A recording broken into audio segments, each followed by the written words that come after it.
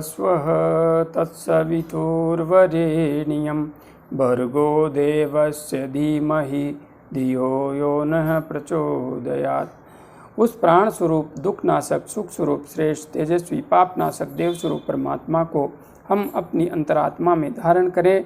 वह परमात्मा हमारी बुद्धि को सत्मार्ग की ओर प्रेरित करे।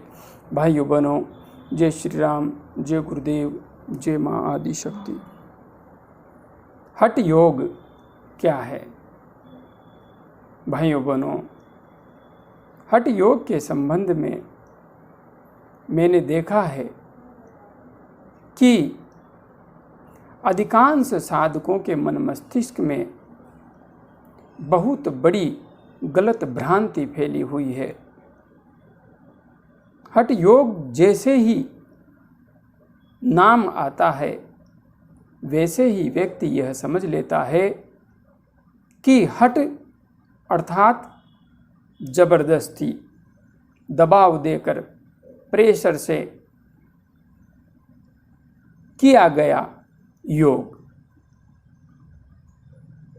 हठ योग का अर्थ सीधा सीधा साधक यही समझते हैं कि हठ योग में कठिन आसन, कठिन प्राणायाम, नेति धोती बस्ती आदि क्रियाएं, विभिन्न प्रकार की कठिन मुद्राएं, इन सब का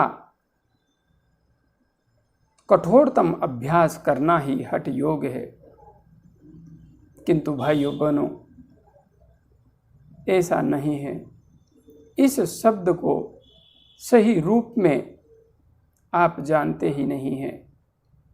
यह शब्द बड़ा ही सहज है, बड़ा ही सरल है। हठ योग प्रतिविका में इस शब्द को बड़े ही सहज तरीके से समझा रखा है।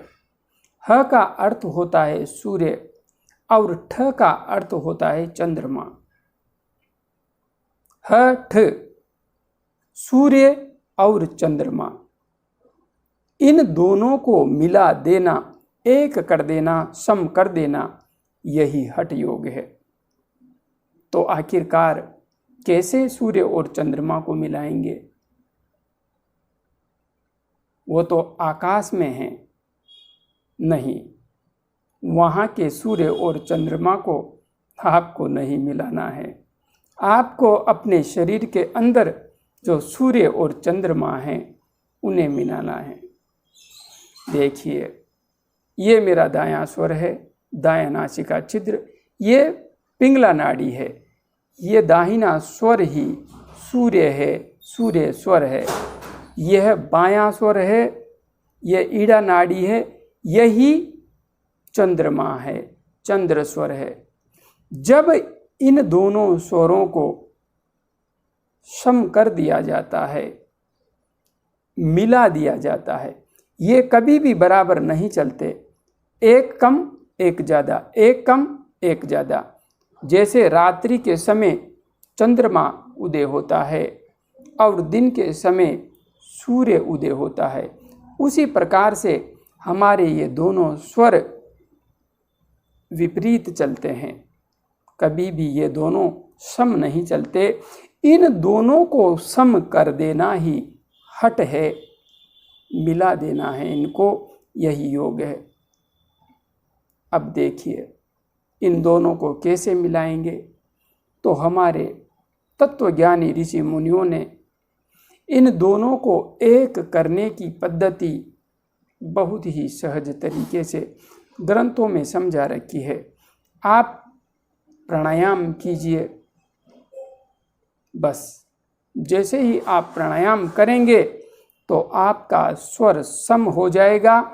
और जब स्वर सम हो जाए और इस मार्ग से आपके प्राण का उत्थान मूलाधार चक्र से लेकर सहस्रार चक्र तक होने लगे,